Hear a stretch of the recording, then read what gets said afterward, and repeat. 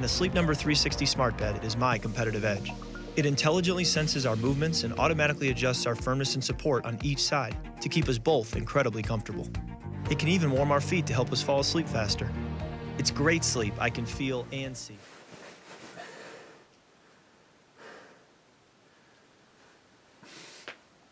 First down and a big hole, Zach center. Galladay, a first down, rolling and looking. And sideline throw, pressure coming, picked up for a moment, and the throw. Catch made for a foot. Cousins is going to get Stafford on first down, and a strike hits Sandry. The snap, it's up and through. Merry Christmas and welcome to hell. Up over my shoulder there you can see the window where I've been sleeping. Believe it or not, I am spending Christmas with my ex-in-laws. Don't ask why, don't ask how this works. I was not able to watch the Vikings game because I'm at my ex-in-laws. They don't have cable because they're kind of stuck in the 1960s. They also barely have running water. Like you turn the shower on, it barely even comes on. They put all their food in the fridge, like they're like graham crackers, Triscuit crackers, coffee, sprinkles. Those definitely need to be refrigerated. Marshmallows definitely refrigerated. Looks like pancakes mix. It definitely goes in the fridge. It's all in the fridge. I'm kind of happy though that I didn't get to see the first half of that Vikings-Lions game because it seemed like it was pretty crappy. Cousins is going to get sacked. Cousins had a chance to get rid of it. Extra pressure coming, picked up for a moment, and the throw. Catch made for a first down inside the 20. But I'm on my way to Starbucks here on Christmas Day because getting a little bit of a break from the ex-in-laws. These are the steps that lead up to Starbucks. If I was Xavier Rhodes, I'd have to be carried. And then magically I'd be able to play on Sunday. It'd suck. But I'm just going to take myself. Sun's coming up. All that crap about how everything was fixed by firing DiFilippo and promoting Kevin Stefanski. Can you people just shut up? You know, how did things start for the Vikings offense? Well, 4 drives, 4 3-and-outs. Now, we can disregard the first series because they kind of got pinned at their own 2, so let's not count that. So the first 3 real drives, they were 3-and-out on all of them. 5 runs out of 9 plays. That's still over 50%, where they got, I think, 3 yards total. 0 for 3 on 3rd down, but hey, over 50% runs, so success. Success! And you're losing 9-0 to a team that has no interest in winning. They have about as much interest in winning as Jimmy Fallon has in being funny. Who cares? They ran over half their plays. Success. Success! This happens every week. You try to run the ball, you have no success, and then if you figure it out in time, you start throwing, then you can start running. I did see early on they tried to run for a first down on a 3rd and 6. That brings back memories of the original Chili Report in 2009 when Brad Childress tried to run out the clock in the first half. The Vikings up 14-0 on the Ravens. He tried running out the clock at the start of the second quarter. First down, run up the middle, 2 yards. Second down, run up the middle, no gain. 3rd down and 8, run up the middle, 3 yards. Punt. With 43 minutes left, he's already playing not to lose. The difference this time is the Vikings weren't winning.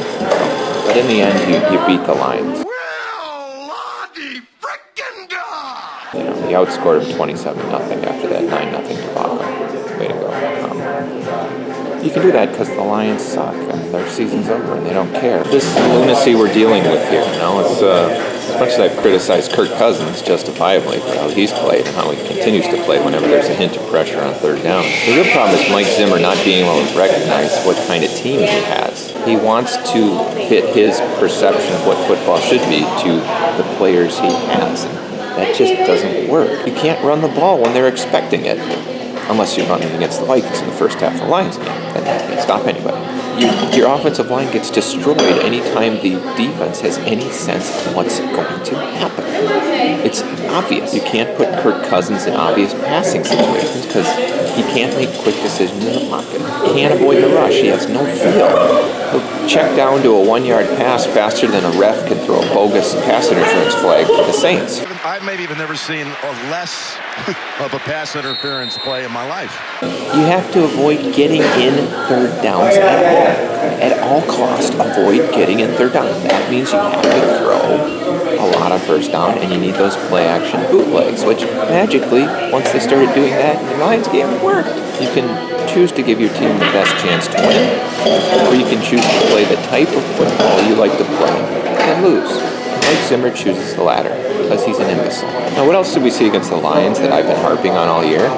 Well, Laquon Treadwell was a healthy scratch, which he should have been for the past 3 years, and that meant they threw to Kyle Rudolph.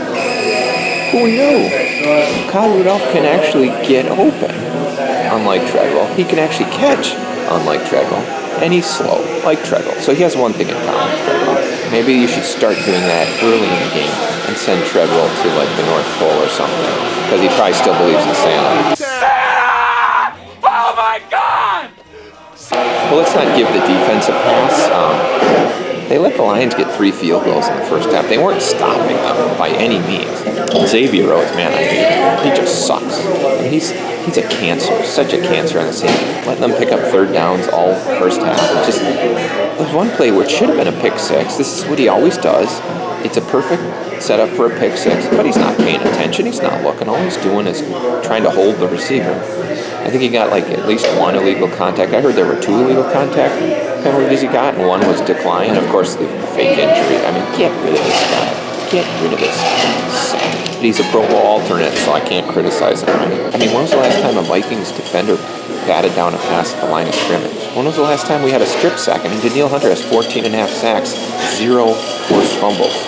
Khalil Mack, I think he has about the same number of sacks, 6 forced fumbles, including that one against the Vikings against Dalvin Cook. Aaron Donald has like 20 sacks, 4 forced fumbles. We don't strip sack. We don't get many interceptions. We just don't force turnovers, and that's why our defense is like good, but they are not elite. And I think that's coaching. That's Mike Zimmer again. Just doesn't understand what you really need to do to win. Xavier Rhodes is the case in point, never paying attention or just dropping a pick six when it's there for him. All pro, all world, all 10-yard cushion on 3rd and 3. Xavier Rhodes. It's very unlikely we'll beat the Bears on Sunday. We might if they decide there's no reason for them to play anybody, because they really, I don't think, have anything to play for. I still am not convinced we'll win, but we may win, and if we do win, because they don't really try, and then we'll get our butts handed to us in the playoffs in the first round against the Bears at Soldier Field, because we're going to try to run the ball. We're going to establish the Mike Zimmer style football, which is establishing ourselves, losing in big games. That's what it is. The Mike Zimmer style is you show up and lose in big games, period. Our awards for this week, the award, last week we had or maybe 2 weeks ago, we had the well-coached team. That was the Patriots. I mean, wow, that's when you know the head coach makes it a point of emphasis to be great on special teams. The poorly coached team, goes to the Lions. This is Matt Patricia. You cannot marry a woman without gills. You're from 2 different worlds. Oh, I've wasted my life. Who was a assistant under Bill Belichick, and the Hail Mary at the end of the first half that pretty much gave the Vikings the game. I mean, part of it was they were so focused, it seemed, on Thielen and Diggs that they just ignored Rudolph. The other thing is they didn't play the ball at all. They played the man, and that was a mistake too. So, like, the best tweet of the year I saw that explained why that happened. Kevin Seifert tweeted how bad the defense was in that Hail Mary play, and some guy responded saying, well, I think the Lions were just shocked the Vikings didn't run the ball. And like, I almost died when I read that tweet. It was so funny. We don't really practice. And so true. I mean, Mike Zimmer was probably furious that they threw a Hail Mary rather than running up the middle. We don't practice. The coverage sack of the week, that goes to Everson Griffin, of course. Generally, if it's an Everson Griffin sack, by definition, it's a coverage sack, but it's good to see him get another one of those. The obligatory near-miss chip shot of the week, that goes to Dan Bailey, who generally It's either a near-missed chip shot field goal or a near-missed extra point every week. And this week it was the chip shot. Because it was a game that really wasn't that closely contested in the second half, he made it. In a big game, he'll miss that chip shot, so it won't be the obligatory near-missed chip shot. It will be the obligatory missed chip shot. The Social Justice Award of the week, that goes to our buddy Richard Sherman, who won this in week 1. You got this Trump voter, probably got a gun rack on his truck, diving in to try to take the glory away from Dalvin Cook. Well, Mr. Sherman was having none of that. He's winning it again. Mitch McVicker, the Bears quarterback, he did kind of his usual late slide, which just pisses me off. I'm so sick of seeing this guy do these late slides. And the 49ers defender did come in late and hit him high. So, it was a late hit. It was a cheap shot, I'd say. But, then Richard Sherman comes running in, throwing like haymakers, it seems, because of course they only threw the flag because Mitch McVicker's white, right? It has to be. So Richard Sherman comes in and is like, hey, I'm standing up for social justice. If it was Cam Newton sliding, they wouldn't have thrown the flag, so I'm just going to start punching people. And good for him. Of course, Cam Newton wouldn't slide because he'd just drop the ball and stare at it while someone else recovered it, like he did in the Super Bowl. The Gumby Bridgewater Award for the worst Pro Bowl selection ever. That goes to Anthony Barr, who was selected to the Pro Bowl. Somebody at work told me this. He's like, oh, did you see the Pro Bowl selections? And I was like, no. He's like, well, guess who made it? And I'm like, well, Thielen? He's like, yep. Danielle Hunter? He's like, yep. And so I said, Harrison Smith? He's like, yep. And then the last one, I was like, no, not Rhodes. He's like, nope, not Rhodes. I'm like, Cousins? No. Diggs? No. And he's like, Anthony Barr.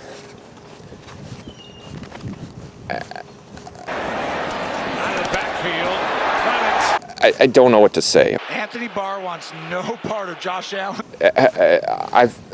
Two of the worst performances. Tight end runs over Anthony Barr. Another guy runs over Anthony Barr, and Barr gets a 15-yard face mask, and then Barr's tired of getting run over, so he just lets the quarterback run for a touchdown untouched.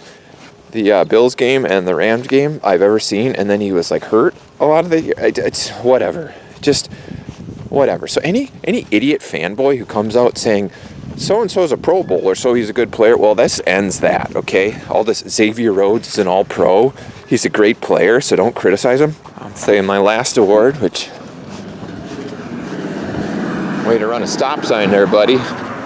So my last award is, this is going to go to the NFL in general for awarding a Super Bowl to a dirty, cheap-shotting team 13 years after they were hit by a hurricane. Actually, it's awarding a second Super Bowl to a dirty, cheap-shotting team 13 years after they were hit by a hurricane. This goes to the Saints because it's obvious that the refs are going to do absolutely everything they can to make sure the Saints win.